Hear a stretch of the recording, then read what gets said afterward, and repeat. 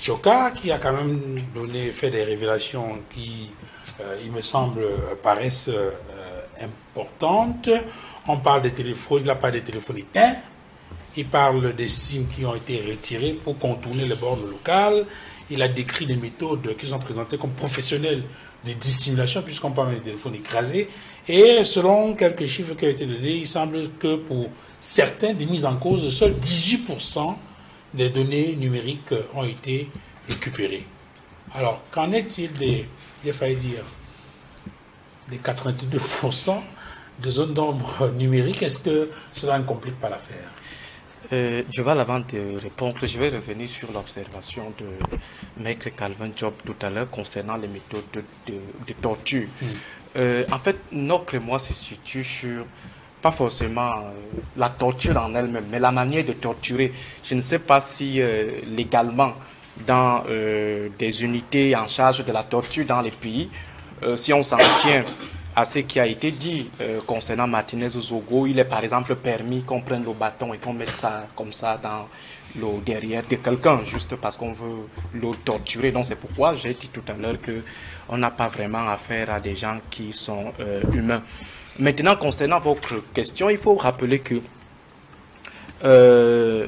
l'affaire Martinez Zogo ne se joue pas seulement dans les tribunaux. Elle se joue également dans l'opinion, le contrôle de l'opinion publique, et c'est pour cela que je vais laisser des questions d'ordre technique aux techniciens de la chose, aux avocats qui sont sur le plateau. Je vais juste restituer un bon nombre de choses qui peuvent aider le citoyen lambda à comprendre ce qui s'est passé entre le 1er et le 2 au tribunal militaire de Yaoundé. Comme l'a relevé tout à l'heure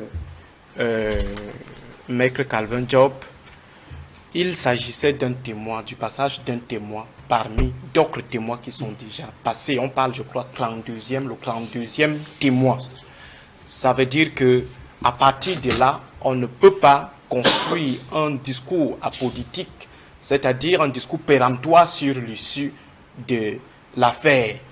Le professeur Bell n'était qu'un expert, n'est qu'un expert parmi tant d'autres qui sont déjà passés et qui passeront encore au tribunal militaire.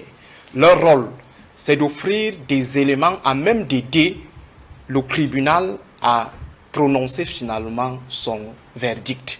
Donc, ce qu'il a fait, ce n'était pas un verdict, ce n'était pas un jugement.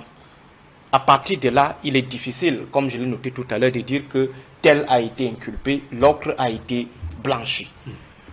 Deuxième chose, il faut rappeler que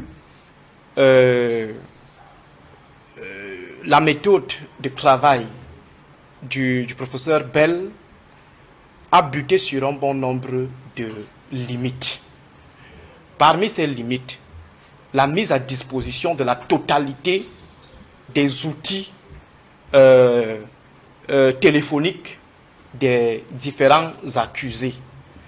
C'est pourquoi il a été très mesuré en disant ce qui est dit dans le rapport concernant tel accusé, c'est sur la base de tel nombre de téléphones. Par exemple, sur Amogobelinga, il dit 18%, donc 2 téléphones sur 11.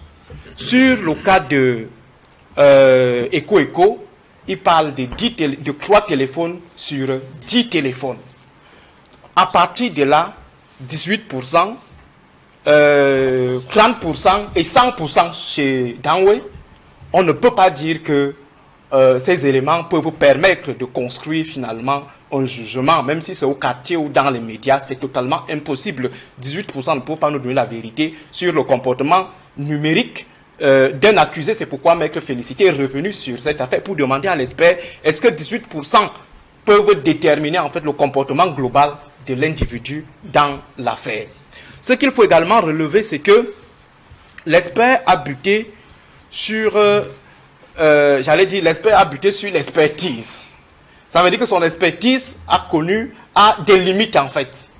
Vous voyez par exemple que au niveau de la géolocalisation, les éléments qui ont été offerts à Maître Bell par les 2 opérateurs de téléphonie mobile ne lui permettaient pas de situer exactement les acteurs à des moments précis. Par exemple, lorsqu'il faut localiser Martin Savon, il dit dans un rayon de 100 mètres. Donc il ne peut pas dire avec précision. Lui-même, il a relevé. Et là, on était en train de chercher à établir un rapport. Si ce jour, il y a eu effectivement un rendez-vous entre tel acteur et tel acteur. Concernant par exemple Danwe, il dit il a repéré à tel moment dans des encablures du complexe Beyak, oui, comme complexe Beyak vers Van Tropicana, où logerait en fait l'un des accusés. Il y a des limites liées au fait que certains échanges, certaines communications, il n'a pas pu les remonter. Il a restitué, il a restauré certains messages, mais d'autres il ne les a pas restaurés. Et également le fait que les communications, la plupart se passant via WhatsApp, WhatsApp ne permet pas d'enregistrer les appels audio et vidéo. Donc par conséquent, les acteurs pouvaient décider de ne pas communiquer par message et de communiquer uniquement par appel, sachant que les appels ne peuvent pas être facilement récupérables. Je crois que Maître Calvin Job va revenir sur certaines occurrences d'appels qui font quand même peser de gros soupçons sur certains accusés. Ça veut dire qu'en un espace temps, vous avez 26 appels, ça interroge, 36 appels, ça interroge quand même. Donc à partir de ces petite limite, on ne peut pas toujours dire que tel a été finalement blanchi, l'autre a été inculpé. Il y a également le fait que, je ne sais pas si c'est Maître Assira qui a relevé cela, mais je crois que c'est qui a relevé le fait que le professeur Bell a travaillé à la avec la DGRE.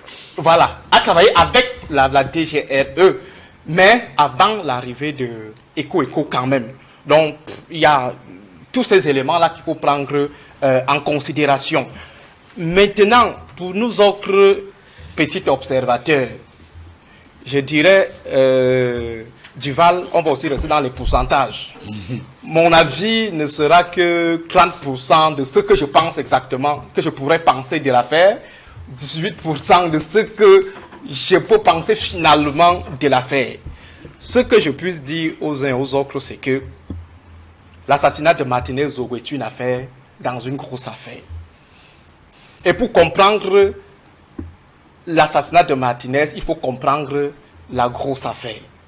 Ça, c'est d'abord le premier élément, parce qu'il y a la ligne 94, la ligne 65. Forcément, ce n'était pas une affaire qui concernait directement Martinez Zogo pour dire que bon, le but ultime serait forcément son élimination. Donc, c'est une affaire dans l'affaire de notre modeste point de vue. Deuxième élément qu'il faut mettre en considération, c'est que il faut permettre à la justice d'aller au bout de ces investigations. Il y a des termes qui reviennent dans les échanges de ceux qui sont accusés. Envoyer la photo de la souris, rendre compte au boss, je ne sais pas, écraser la cible. Il faut que ceux qui sont accusés viennent expliquer c'est qui le boss, c'est qui la souris, c'est qui la cible. Ça permettra de comprendre davantage de comprendre mieux la situation. Et peut-être le moment venu, si le boss et la cible ne sont pas dans l'affaire, on pourra maintenant faire venir les uns et les autres. Troisième chose, selon ce que j'ai observé, analysé, c'est que le rapport vient compliquer la situation pour certains, dessert pour d'autres, et les taux pourraient chercher d'autres. Ça, c'est également une observation. Maintenant, il y a les influences qui pourraient compromettre d'une manière ou d'une autre la situation.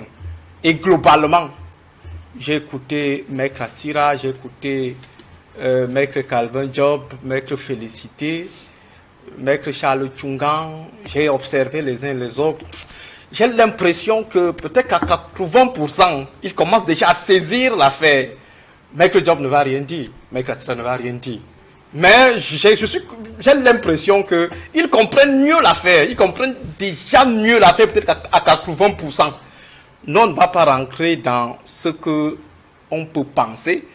Parce que, vous savez, dans ce pays, la terre glisse en saison sèche.